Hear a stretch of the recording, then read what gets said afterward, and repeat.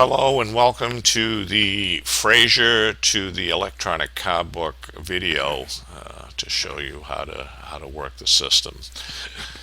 The first thing you want to do is go into your vehicle file, and I'm going to make believe, well, not make believe, but I'm going to pick the Crown Vic car here. And because you've put in add to Frazer automatically increments the stock number, which has to go in the electronic car book. When you put the VIN number in, what that does is it gets all the information I need for the electronic car book, the make and the model, and so on and so forth. You'd have to put in the miles. That also goes to the electronic car book. And sometimes there's a discrepancy, so you'd want to click discrepancy, but that's very rare. So it's usually actual miles. Down below here, we have the state title. This was titled in New Hampshire, and the title number. This has to be put in Frazer so it can go to the electronic car book. The DTR control, that's the number on the DTR control pad that the registry supplies you with. That's when your title has no more room to put who you sold the car to. You have to use a DRT control number. So when you do so, you're going to come back in here and plug in that DTR control number. The registry is adamant on getting this stuff into the book, so it saves them time when they come and they have to look and say, is there a DTR? Yes, there is, so on and so forth. So that's basically this side of the ledger. Over here is the date purchased. I'm going to change this date to the 6th because long reason. I'll show you why. It's going to be the only form that should open up for change when I update Frazer, because everything else has already been updated in the electronic car book, so that way I can explain to you how that all works. Down below here is vehicle source, and this particular car was purchased at auction. A lot of people want to put who actually traded it in here, but you can't do that because Frazer is an accounting system, first of all.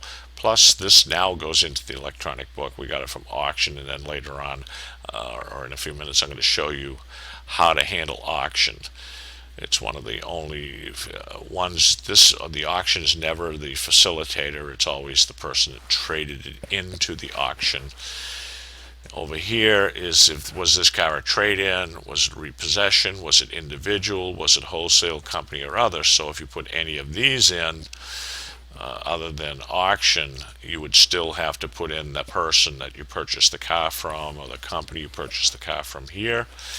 And down here is the person that purchased the car. This also prints in the electronic book. Once again, back to auction. If the car was sold at auction, you go to previous owner, and this is the company that traded the car into the auction. Okay, and below is the person that traded the car into Paul's Barill's Auto Sales. This is the correct way to put it in the electronic book or the paper book if you're still doing a paper book. You do not put the auction here. This is what prints on the form. Auction will print in the electronic book just as you bought it from auction, but this is the actual people that traded it in. Now, if it was a company you purchased the car from, you would put the company name here and who the company got the car from. You know, another car dealer if you bought it from it. If it's an individual, you would put the individual's name here, and then I put same as above here because the individual, it wasn't a trade-in to the individual. So that's about all there is to that. And we're going to close that. Okay. Now, when you sell a car, I'm going to go into enter sales and retrieve a prospect right now and answer a few questions here. Okay, when we sell a car, we got to, of course, put all the information in about the customer. That also gets sent to the book, okay, along with the outgoing miles, which is here, and the salesman that sold the car. So this is pretty straightforward. The problem here is if you save as prospect, which is what I advise a lot of people to do in Frazer, when you're selling cars, you can do all your paperwork, even though the customer's in the prospect file.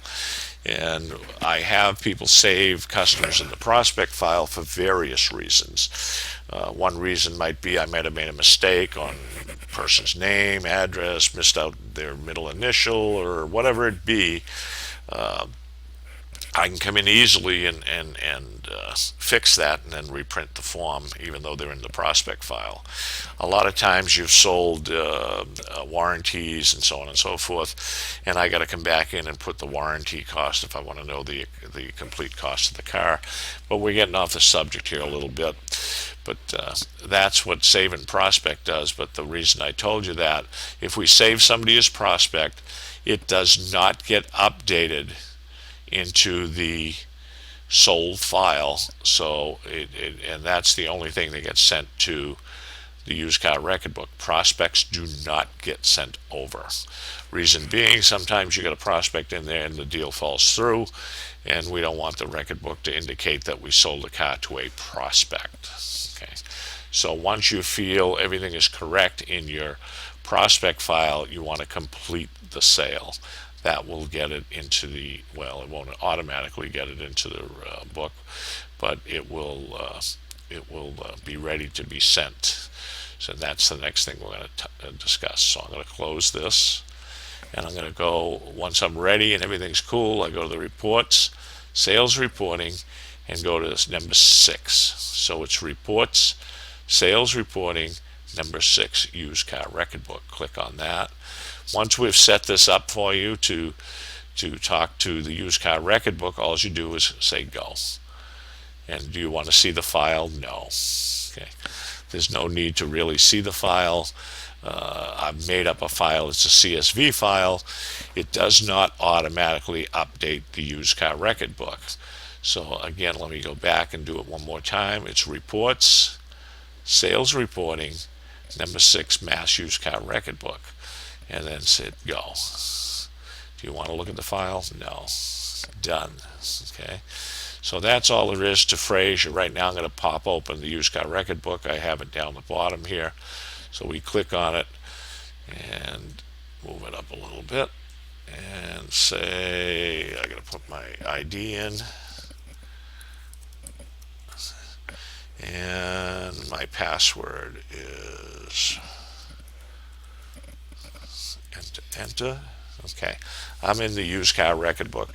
Now I already have some records in here, so if I went here to quick start and quick start forms, I'm showing the records I have in here. Page 1 is missing because I set this up wrong to begin with. I said start with page 1, so it automatically put page 2, thinking page 1 was ready. In the future, page 1 would be there, and it shouldn't be a problem. I'm going to close this up a little bit, make it look a little better here.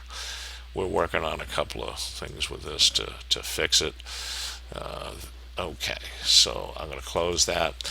Now, to update from what I just did, I'm going to go to Tools and Input from DMS Manager. Boom. Okay, Import, new data. Okay, complete. And what happens is it opens up these boxes. Now, this is stuff that I can't get from Frazer, like part description or has any numbers been altered or defaced. If so, you would have to fill these boxes in. Reg number, if you have it, you can put it on there. I don't believe, well, it's used a lot of times on consignments. If you consigned a car, have a consignment car, put the reg number in here so the registry knows that car is consignment, And it says New Hampshire here, but okay, that's getting that out of the file. If it was repairable parts only, any of this stuff, vandalism, salvage, you want to click any of these boxes. Okay. Now, again, if you updated 4 or 5 cars, you'd get 4 or 5 of these. So right now I'm going to do edit. Okay, and it says that this car is for resale. And was it a trade-in? If it was a trade-in and it had a T, I use T's, I would click here. Or is it a consignment car? Again, when it's a consignment car, you want to put the reg number here in the state it was registered in.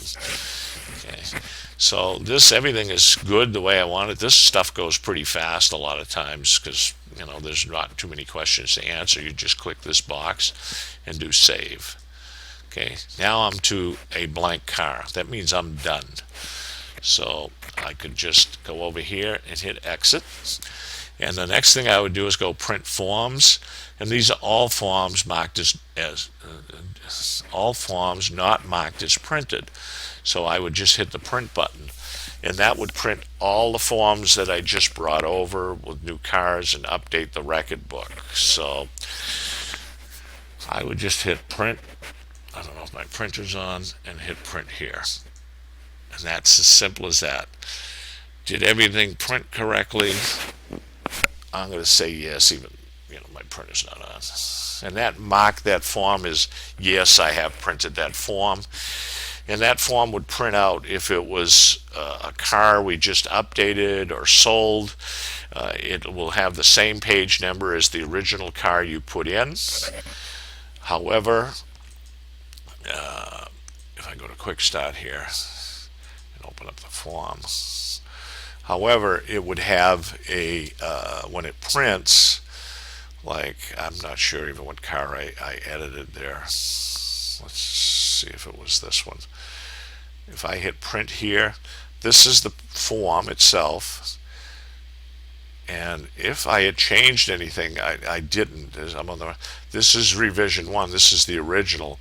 If I made a change to it, it's going to tell me revision 2, and it's going to print out.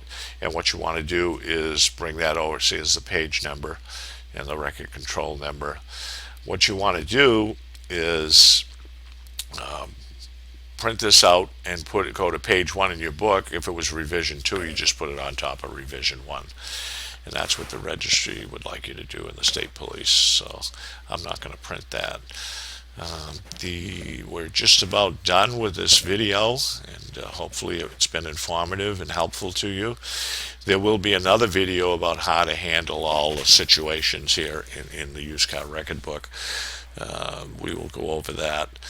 But anything you edit in the used car record book, another thing you want to remember, if I come in here and I change anything in the record book, when I update from the Frazer software, if you're doing it that way, it's going to overwrite anything you put in here. So you don't want to be updating anything from here, except if you deleted the car. Reason for deletion, you would put that in here, and I'm pretty sure that should stay in there. That's the reason you deleted this car. It came from the auction and the engine didn't start, or a bad transmission. You'd put that in here. The reason you want to, or you bought it from somebody and there were other problems. You would just list the problems. This is the reason you're deleting this car out of the system. And that's about it. Over here also, I can print my inventory, show all active records. That would be your inventory, show all sold cars. I only have one sold car. Show all records gives you sold cars and cars that are for sale. So if you just want your inventory, you go here and you can print this out, and it prints on one page. And, it's pretty useful. So that's about it. If you need any help with Frazer, there's the help page too, about digital who's got record book. This says, Paul Burrill is the person that actually wrote the software. I'm Dick Hurd. I'm the designer. Paul and I are both partners in this program. So that's about it. If you need to call me for any reason, grab a pen right now, and I'll pause for a minute and give you my phone number. It's my cell number. It's the best way to get a hold of me. I'm available from 7:30 in the morning till 9 o'clock at night, 7 days a week. If you have any questions, I'd be more than happy to help you. If you found this video on YouTube or something and you want to order the electronic car book or see the web page for the electronic car book, it's called the electroniccarbook.com, and that will get you to our web page. You can order the system from there. Again, you don't have to have Frazer. It doesn't have to tie into dealer management systems. We're going to be in the future putting it into other dealer management systems, and as that comes along, we'll keep people informed. My phone number is 781 910 0869, and that is Dick Hurd. And thank you very much for your time, and hopefully this was beneficial to you.